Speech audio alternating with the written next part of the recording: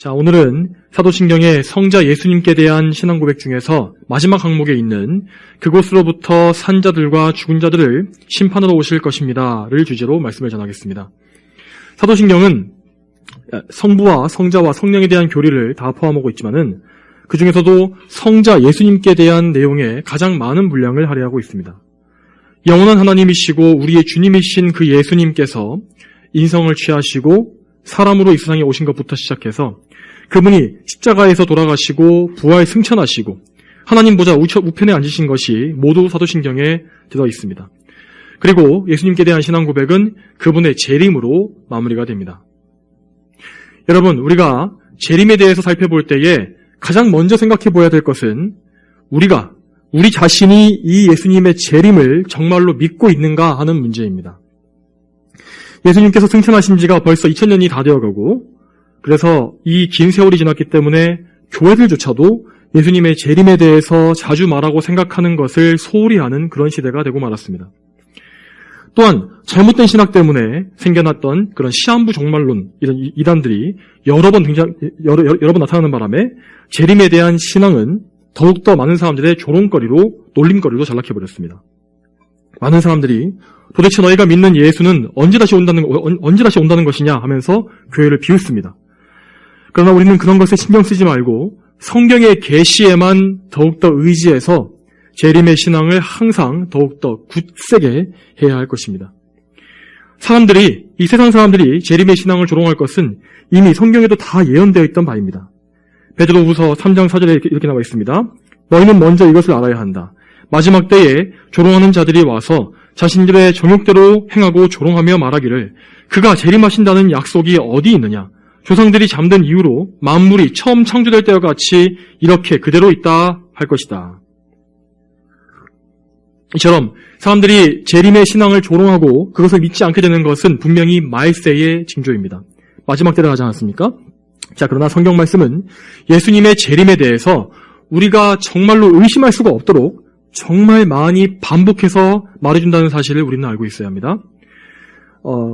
가더 핑크 목사님에 따르면 신약 성경에만 해도 이 신구약 말고 신약 성경에만 해도 예수님의 재림에 대해서 무려 300여 번을 언급하고 있다고 합니다. 자, 그만큼 성경은 우리가 재림에 대해서 의심하지 말 것을, 그것을 반드시 믿을 것을 강하게 명령하고 있는 것입니다. 재림이 아직까지 이루어지지 않은 예언이기 때문에 우리가 이것을 의심하기 쉽다는 것을, 뭔가 우리가 여기에 대한 믿음이 약해지기 쉽다는 것을 하나님께서 잘 알고 계신다는 것입니다. 그러므로 우리는 하나님의 말씀에 의지하여 예수님의 다시 오심에 대해서 마치 그것을 직접 보고 있는 것처럼 바르게 알고 굳게 붙잡으며 소망하는 믿음을 견지해야 합니다. 또한 이 성경 말씀 자체의 수많은 증거들 외에도 하나님 그분께서 가지신 성품과 속성, 하나님의 속성 역시 재림이 있을 수밖에 없다는 사실을 강하게 우리에게 논증해 줍니다. 여러분, 하나님의 성품 중에서 그분의 공의를 생각해 보시기 바랍니다. 그분은 공의로우시기 때문에 선과 악을 반드시 공의로 심판하셔야만 하는 분이십니다. 여러분, 대표적으로 그리스도의 십자가, 그 십자가가 우리에게 무엇을 말해줍니까? 하나님의 공의를 말해주지 않습니까? 우리 모두의 죄를 대신 지시고 하나님의 공의의 진노가 쏟아진 그 십자가, 거기에서 하나님의 공의가 실현되는 것을 우리는 볼 수 있습니다. 하나님은 이처럼 죄를 심판하지 않으시고 그냥 간과하실 수는 없는 분이십니다. 이 세상에 온갖 악한 일이 가득한 것을 보면서 불신자들은 하나님께서 도대체 어디에 계시냐고 그렇게 우리를 비웃곤 합니다. 그러나 하나님께서는 그 모든 악을 지금도 심판하고 계시며 또한 마지막 때에 최종적으로 정말 하나도 빠짐없이 모두 다 공의롭게 처리하실 것입니다. 또한 하나님의 성품 중에서 그분의 완전하심 역시 예수님의 재림에 대한 강력한 증거가 된다는 것을 알 수 있습니다. 예수님의 십자가를 통해서 우리는 그분의 백성을 구원하시기 위한 하나님의 놀라운 사역을 다 볼 수 있지 않습니까? 자, 그러나 만일 예수님께서 승천하신 이후에 다시 오시지 않는다면 구원의 사역은 완성되지 않은 채로 미완으로 남겨지게 되는 것입니다. 물론 우리는 이 땅에서 성령님을 통해서 예수님과 항상 함께 거합니다. 그렇지만 그것은 완성이 아닙니다. 이것은 좋은 일이지만 완성된 것은 아닙니다. 하나님께서는 완전한 분이시기 때문에 그분의 백성이 받을 이 영광, 이 구원을 완성하셔야만 하는 것입니다. 그분에게 있어서 미완성과 불완전함이란 있을 수가 없는 것입니다. 용납될 수가 없는 것입니다. 그러므로 하나님께서 정하신 때가 차면, 그때가 되면 온 우주를 통치하시는 왕이요 심판자이신 예수님께서 반드시 이 땅에 다시 오실 것이고 성도의 구원과 악인의 심판을 완전히 완성하실 것을 우리는 믿을 수가 있는 것입니다. 자, 그러면 이제 예수님의 재림에 대해서 좀 더 구체적인 것들을 생각해 보도록 하겠습니다. 자, 먼저 첫 번째로 재림의 시기에 대해서 생각해 보겠습니다. 이 사실 성경은 재림 사실, 이 재림이라는 이 사실 자체에 대해서는 분명하게 말하지만은 그 시기에 대해서는 뭔가 말해주는 것이 없습니다. 대표적으로 데살로니가 전서 5장을 보면 되는데, 자, 거기에서 바울 사도는 이 재림 시기를 거기서 바울 사도가 다루고 있는 이유는 이 당시에 데살로니가 교회의 성도들이 예수님께서 자신들의 생전에 당대에 재림하실 것이라고 생각해서 자신들의 생업을 포함해서 삶 전체를 등한히 해버리는 그런 실수를 범하고 있었기 때문입니다. 데살로니가 전서 5장 1절부터 3절에 이렇게 나와 있습니다. 형제들아, 때와 시기에 대하여는 너희에게 쓸 것이 없으니 이는 주님의 날이 밤에 도둑같이 올 것을 너희 자신이 자세히 알기 때문이다. 그들이 평안하다 안전하다 할 때에 임신한 여인에게 해산의 고통이 이르듯이 파멸이 갑자기 그들에게 닥칠 것이니 그들이 결코 피하지 못할 것이다. 이처럼 그리스도 예수님의 이 계시를 받은 이 사도 바울도 말하기를 그 때와 시기는 알 수 없고 그저 도둑같이 갑자기 그날이 임할 것이라고 말하고 있는 것을 볼 수 있습니다. 또한 예수님께서도 직접 말씀하시기를 그 날짜나 시각에 대해서는 아무도 모른다. 하늘에 있는 천사들도 모르고 아들도 모르며 아버지께서만 아신다 라고 하신 바가 있지 않습니까? 자, 그러나 데살로니가 전서 말씀에서 바울은 이러한 말씀을 또 덧붙입니다. 그러나 형제들아, 너희는 어두움에 있지 않으므로 그날이 도둑같이 너희에게 이르지 않을 것이니. 자, 이 말씀은 앞뒤가 뭔가 안 맞는 것처럼 들릴 수 있지만은 전혀 그렇지 않습니다. 자, 예수님의 재림에 대해서 믿지 않고 전혀 생각하지 않으며 사는 그런 불신자들은 그날이 갑자기 왔을 때에 엄청난 낭패를 당하게 될 것이 분명합니다. 마치 집에 들어온 도둑을 보듯이 그런 엄청나게 당혹감과 공포를 느끼게 될 것이 분명하다는 것입니다. 반대로 항상 예수님의 재림을 고대하면서 그분을 바라보고 소망하던 그런 성도들은 예수님께서 갑자기 오시더라도 놀라지 않을 것이며 오히려 기뻐하게 될 것입니다. 그들은 평소에 분명히 말씀을 통하여서 그 시대의 징조를 분별하고 있었기 때문입니다. 그러므로 우리는 하나님의 말씀대로 재림의 정확한 시기를 알아맞히려고 하는 모든 헛된 생각을, 그런 망상을 다 버려야 합니다. 역사상으로 정말 역사 속에서 수많은 이단들이 이 종말론에서 정말 큰 오류를 범해서 다 실족해 왔었고, 또한 오늘날에도 이 세상의 이 세대주의자들이 잘못된 신학을 바탕으로 해서 계속해서 이 성도들의 환란전 휴거라고 말하는 그 시기를 예측하려고 애쓰고 있지 않습니까? 이런 것들은 분명히 성경적으로 봤을 때 잘못된 것입니다. 해서는 안 될 죄악인 것입니다. 예수님께서는 분명히 말씀하시기를 아버지께서 자신의 고난에 두신 때와 시기는 우리의 알 바가 아니다 라고 하셨습니다. 우리는 이 말씀에 순종해서 재림의 날짜를 알아보려는 망상을 포기하고 오직 시대의 표적을 분별함으로 깨어서 어떻게 하면 내가 오늘 하루 또 그리고 내일을 하나님을 더 잘 섬기고 하나님께 영광을 돌릴까를 집중하며 생각하며 살아야 할 것입니다. 그러면 다음으로 예수님께서는 어떤 모습으로 우리에게 다시 오시게 될까요? 자, 사도행전 1장 11절에 여기에 대한 중요한 단서가 나옵니다. 여기에 나옵니다. 자, 말하기를 갈릴리 사람들아, 왜 너희는 하늘을 바라보며 서 있느냐? 너희에게서 하늘로 들림 받으신 이 예수께서는 너희가 하늘로 가신 것을 본 그대로 오실 것이다. 자, 여기서 중요한 문구는 하늘로 들림을 받으신 이 예수께서 그리고 본 그대로 오실 것이다 라는 이 두 가지입니다. 예수님의 재림을 부정하는 어떤 사람들은 그분이 육신이 아니라 영으로 오실 것이라고 말합니다. 자, 그렇지만 하나님의 계시를 직접 전달한 이 천사들은 분명히 말하기를 이 예수께서 본 그대로 다시 오실 것이라고 말하고 있습니다. 자, 장차 다시 오실 이분은 인성을 취하심으로 오셨던 바로 그 예수님이십니다. 이 땅을 밟고 서셨던 그 예수님, 그분께서 인격적으로 다시 오시는 것입니다. 여러분을 위하여 동정녀 마리아에게서 나시고 본디오 빌라도로부터 고난받으신, 그리고 또한 십자가에 못 박혀 죽으신 그분, 우리를 대신해서 지옥의 고통을 받으시고 실제로 죽음을 맛보셨으며 부활의 몸을 처음으로 입고 하늘에 올라가신 그 예수님께서 다시 오시는 것입니다. 여러분, 혹시 여러분께서 성경에 나온 예수님을 뵙고 싶으십니까? 여러분은 반드시 보게 되실 것입니다. 그 예수님을 있는 그대로 보시게 될 겁니다. 예수님은 참으로 하나님이시고 사람이신 신인이신 그분의 인격 그대로, 그리고 우리가 볼 수 있고 만질 수 있는 육체를 그대로 가시고 그 부활의 영광스러운 몸을 가지시고 그대로 재림하게 되실 것입니다. 또한 예수님은 우리 모두가, 불신자와 신자들 포함해서 모두가 볼 수 있는 방법으로 영광스럽게 임하게 되실 것입니다. 자, 오늘 우리가 읽은 본문, 요한계시록 이 본문에 이렇게 나와 있지 않습니까? 보아라, 그분이 구름을 타고 오실 것이다. 각 사람의 눈이 그분을 볼 것이고 그분을 찔렀던 자들도 볼 것이며 땅의 모든 족속이 그분으로 말미암아 통곡할 것이니 그렇게 될 것이다. 아멘. 여기에서 각 사람의 눈이 그분을 볼 것이라고 하신 것을 잘 보시기 바랍니다. 정말로 그때에는 지구상의 모든 사람들이 예수님의 다시 오심을 직접 눈으로 목도하게 될 것입니다. 물론 이 둥근 공 모양의 지구에서 모든 사람이 다 볼 수 있게 오실 수 있다는 것이 좀 이상하게 보일 수 있습니다. 그렇지만 여러분 생각해 보십시오. 천군 천사들과 함께 구름을 타고 오실 수 있는 이런 기적의 하나님께서, 그 예수님께서 모든 사람에게 자신을 보이시는 그 일이 얼마나 어려운 일이겠습니까? 여러분, 또한 예수님은 영광스러운 모습으로 다시 오실 것입니다. 이 땅에 계실 때 예수님은 초라하고 연약한 모습, 흠모할 만한 아름다운 것이 없는 그런 모습으로 계셨다고 했습니다.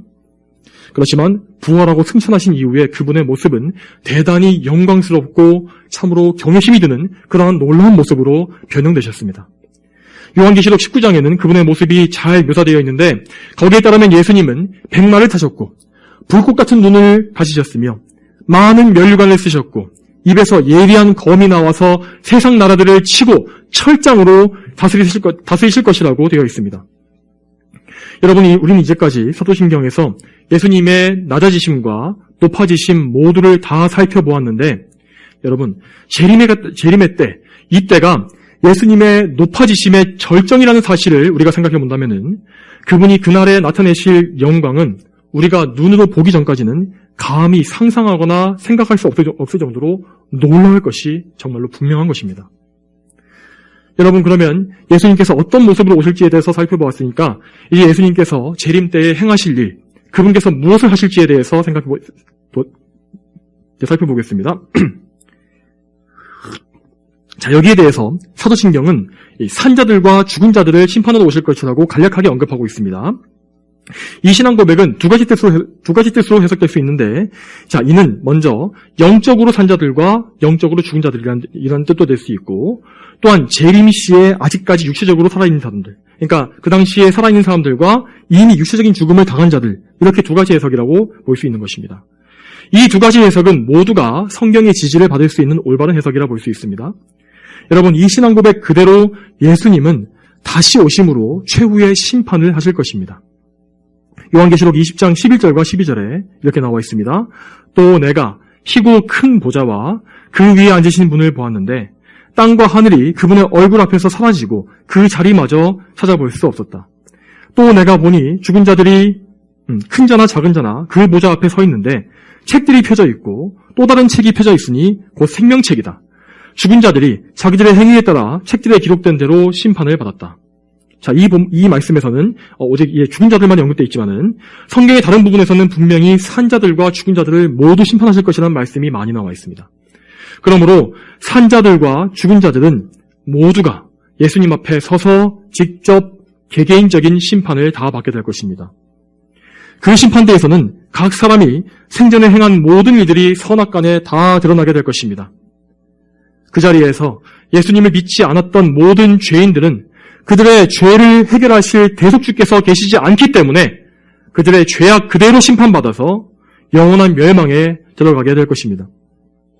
또한 믿는 자들 가운데서도 믿는 자들 역시 심판대 앞에 서게 될 것인데 우리 성도들은 예수님 덕분에 절대로 구원을 잃지는 않을 것입니다. 그렇지만 성도로서도 부끄럽게도 이 땅에서 주님을 섬기는 일에 태만하고 죄악을 제대로 끊지 못했던 자들, 그런 사람들은 분명히 심판대 앞에서 자신의 그런 부끄러운 일 때문에 책망과 수치를 당하게 될 것이 분명합니다.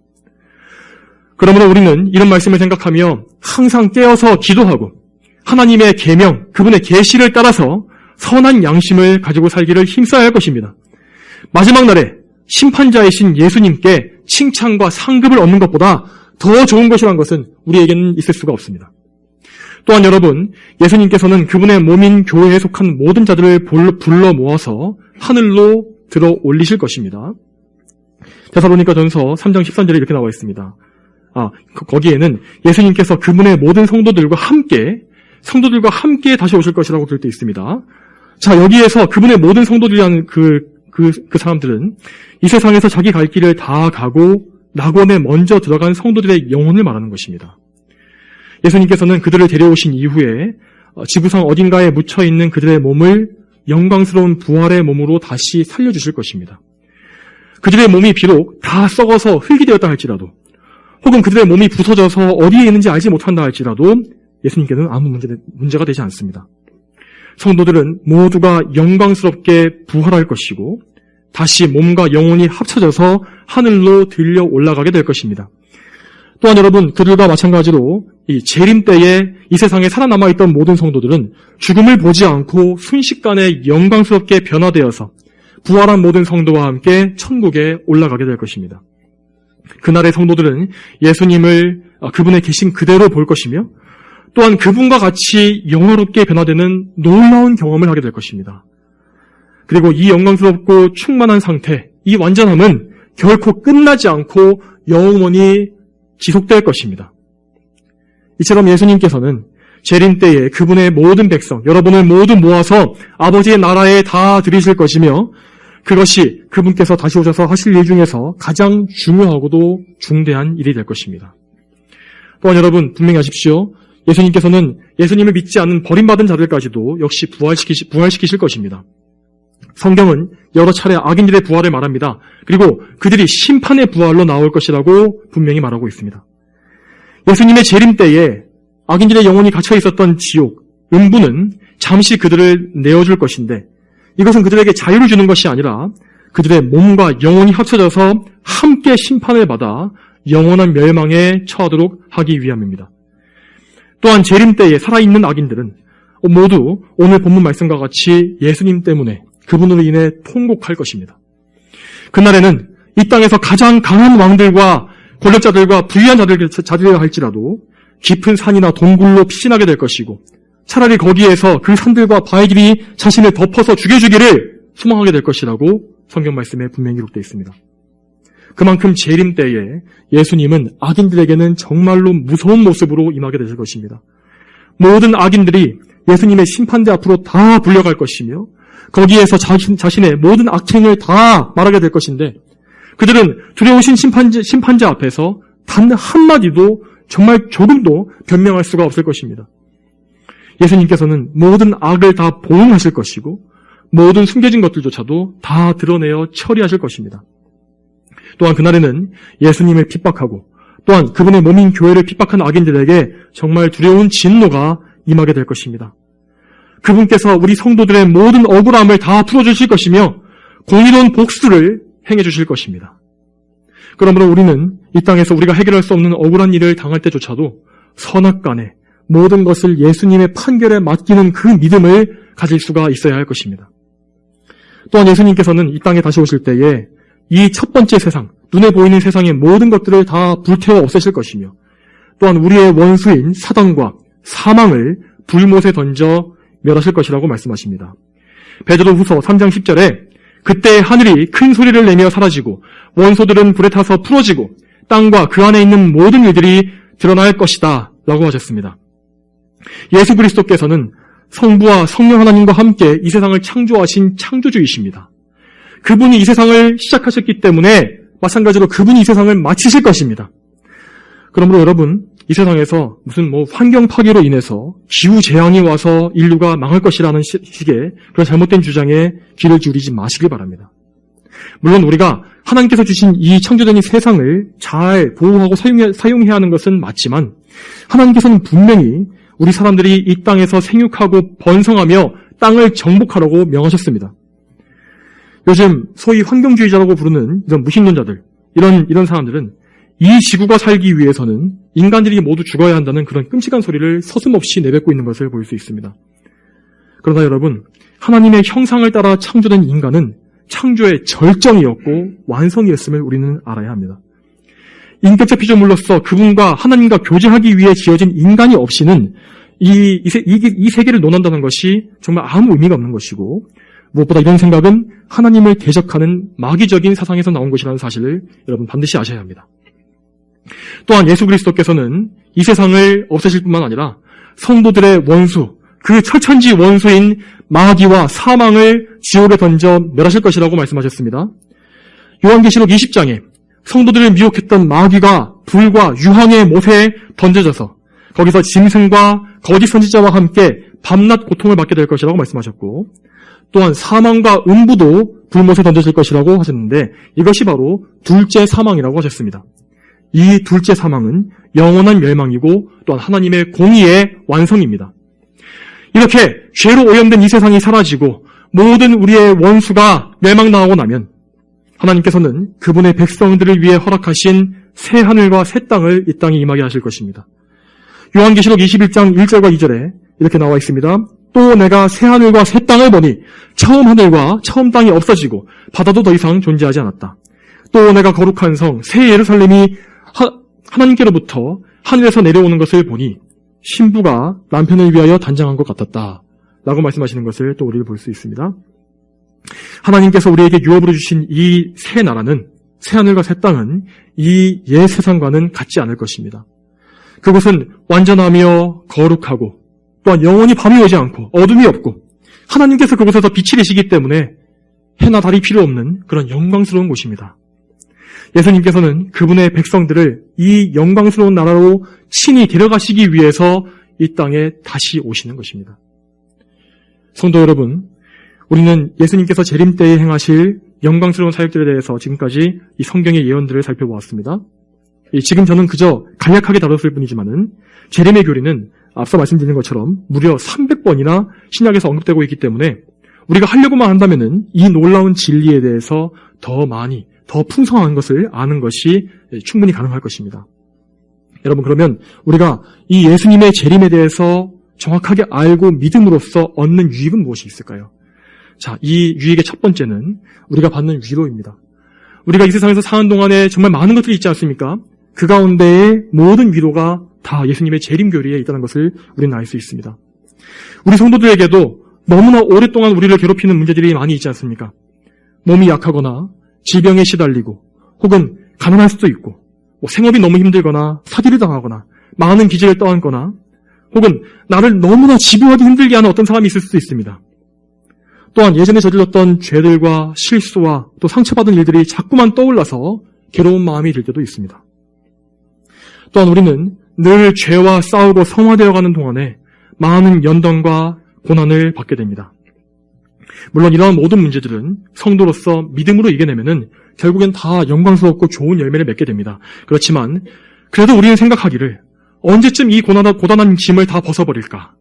언제쯤 하나님께서 나의 기도를 들어주실까 하는 생각을 하면서 탄식할 때가 있지 않습니까?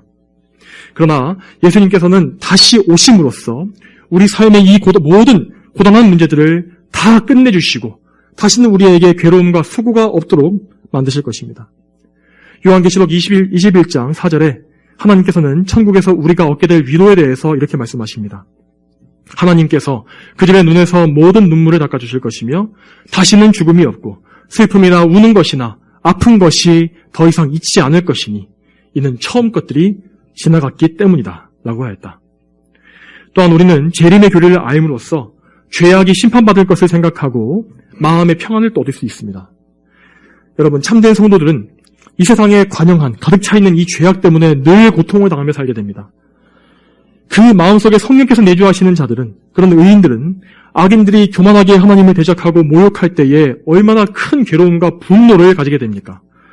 또한 악인들은 때로 우리의 가장 가까운 곳에서 우리 성도들을 괴롭히고 많은 고통을 주며 우리의 생활을 무너뜨리려고 시도하기도 합니다. 시편 69편에서도 다윗도 말하기를 까닭 없이 나를 미워하는 사람들이 내 머리털보다도 많고 나를 멸하려는 거짓된 원수가 강하니 내가 빼앗지 아니한 것도 물어주게 되었습니다 라고 하지 않습니까? 우리가 앞으로 거룩하게 성화되어 가고 또 우리가 세상의 것들을, 세상의 사랑을 더욱더 많이 끊어갈수록 오히려 우리에게 이러한 괴로움은 더 많아질 것입니다. 그것은 당연한 일입니다. 마귀는 그의 왕국에 대항하여서 싸우는 거룩한 성도들에게 언제나 엄청난 위협을 당하고 있기 때문입니다. 그래서 그들은 성도들의 능력 있는 기도와 굳센 믿음을 너무나 혐오하기 때문에 어떻게 해서든 성도들을 넘어뜨리고 그들을 더럽히기 위해서 안간힘을 쓰는 것입니다.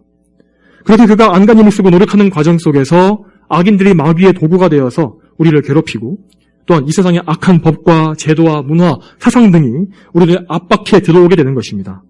그러나 이러한 악한 것을 볼 때에도 마음에 지나치게 분노해서 죄를 짓거나 혹은 낙심하지 마시길 바랍니다. 우리는 예수님의 재림을 생각함으로써 마음의 평안을 얻을 수 있습니다. 우리 예수님께서 의로운 재판장으로 이 세상에 다시 오실 것이기 때문입니다. 그날에 우리는 그리스도의 원수들이 철저히 보응받는 것을 다 보게 될 것입니다.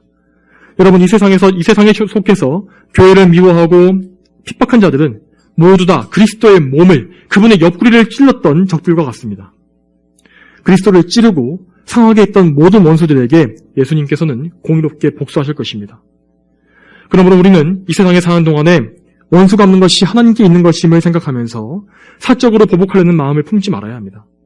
물론 당장은 복수하게 되면 시원할 것이고 반대로 복수하지 않게 되면 당장은 답답하고 너무나 힘들 것입니다. 그러나 예수님께서는 우리가 그분의 공의로운 심판을 기다리며 믿음으로 인내할 때에 그것을 다 기억하시고 기뻐하실 것이며 마침내 그분의 공의가 이루어지게끔 하실 것입니다. 또한 우리는 예수님의 재림을 생각할 때에 믿음의 용기도 얻을 수가 있습니다. 여러분, 우리는 사실 너무나 오랫동안 평화롭게 이런 평안한 환경에서 신앙생활을 했기 때문에 극단적인 핍박이나 박해를 받을 일이 없지 않았습니까? 오늘날 우리나라 교회들과 성도들이 너무나 믿음이 약하고 쉽게 물러나고 타협하는 그런 이유가 바로 여기에 있는 것입니다. 그러나 우리는 지금 이 순간에도 이 세상에 박해를 받고 순교를 당하면서 다시 오실 예수님만 바라보고 있는 성도들이, 우리 형제들이 이 세상에 곳곳에 너무나 많다는 것을 알고 있어야 합니다. 저 회교권, 이슬람권의 국가들에서 또한 저 가까운 북한에서 복음 때문에 추방당하고 수용소에 들어가고 죽임당하고 있는 성도들이 정말로 많습니다. 여러분, 북한의 수용소에서 탈출한 사람들의 수기를 보게 되면은 그 안에서 고통당하는 그리스도인들에 대한 이야기가 정말 많이 나옵니다. 자, 예전에 김일성은 이 그리스도인들이 하늘을 믿는 자들이라고 해서 그렇기 때문에 그들이 살아서나 죽어서나 하늘을 보지 못하게 하라고 특별 지시를 내렸다고 합니다. 그래서 그리스도인들은 그 수용소 안에서 앉아있을 때에도 하늘을 보지 못하게 항상 무릎 사이에 머리를 끼우고 엎드려 있도록 그렇게 처분되었고, 또한 그들이 죽은 후에도 목을 꺾어서 하늘이 보이지 않는 어두컴컴한 산골짜기에 파묻어 버리라고 그렇게 말했다고 합니다. 여러분, 그들이 하늘을 바라보면서, 이 그리스도인 형제들이 하늘을 바라보면서 무슨 소망을 가졌기에 이 악한 공산주의자들이 그들이 하늘을 보지 못하도록 만든 것일까요? 그들은 하늘을 바라보면서 다시 오실 예수님을 바랐던 것입니다. 또한 이제까지 모든 순교자들이 다 이와 같은 믿음을 가지고 재림에 대한 신앙을 가지고 예수님을 바라고 소망해 왔습니다. 여러분, 그렇지만 우리 역시 우리의 인생 가운데에서 이러한 박해와 고난에 처하지 말라는 법이 없습니다. 또한 우리의 자손들, 우리 자녀들이 믿음 생활을 할 때에 이러한 박해에 처하지 말라는 법이 없지 않습니까? 여러분, 그리고 실제로 우리는 현재 예수님을 믿는 것 때문에 또한 큰 손해와 또한 법적 처벌을 감수해야 하는 세상으로 점점 더 가까이 가고 있지 않습니까? 그러나 그런 것이 우리에게 직접 닥쳐온다 할지라도 그럴 때라도 우리는 예수님의 재림을 생각하면서 참된 용기를 얻을 수가 있는 것입니다. 우리 주님께서 우리를 반드시 데리러 오실 것입니다. 그날은 분명히 정해져 있고 단 하루도 한시도 지체되지 않을 것입니다. 우리가 비록 이 세상에서 많은 것을 잃어버릴 수 있습니다. 믿음을 지키다가 우리 생명까지도 바칠 수가 있습니다. 그렇지만 천국에 올라가게 되면 우리가 이 땅에서 잃어버린 것들과 아예 비교도 할 수 없는 놀라운 상급을 그때에 받게 될 것입니다. 이 사실을 기억할 때에 우리는 참된 용기와 믿음으로 이 세상을 이길 수가 있는 것입니다. 여러분, 마지막으로 우리는 예수님의 재림 교리를 생각하면서 더욱더 깨어 기도하며 거룩한 삶을 살기 위해서 애쓰는 그런 힘을 얻을 수가 있습니다. 우리 모두는 하늘에 올라가기 전에 예수님의 심판대 앞을 반드시 거치게 될 것입니다. 이 세상에서 주님 섬기는 일을 게을리했던 성도는 그 심판대 앞에서 책망을 받게 될 것이고, 그런 사람들은 마치 불에서 건져낸 나무 조각처럼 간신히 구원만 받는 정도에 만족해야 할 것입니다. 그러나 이 땅에서 주님을 섬기기 위해서 많이 수고하고 힘쓴 사람들은 각자 그들의 행한 것들에 따라 상을 받게 될 것입니다. 주님께로부터 큰 상을 받는 사람들은 이 성경의 유명인들, 바울 사도나 베드로처럼 그런 유명한 그리스도인들만 있는 것이 아닐 것입니다. 이 세상에서는 아무도 몰랐던 사람들, 무명의 그리스도인들, 그저 골방에서 많은 시간 기도함으로 주님을 바라보았던 그런 사람들이 무스 성도들 앞에서 들어올려져서 유명한 사람들도 높임받고 상을 받게 될 것입니다. 여러분, 우리의 유일한 영광과 소망은 바로 우리 주님께로부터 받는 이 상급과 면류관에 있다는 사실을 반드시 기억하십시오. 이 세상에서 우리가 조금 못난 사람으로 취급받고 또 이 세상에서는 많은 부를 누리지 못한다 할지라도 다시 오실 주님께 큰 상을 받는 것이 우리에게는 가장 좋은 일인 것입니다.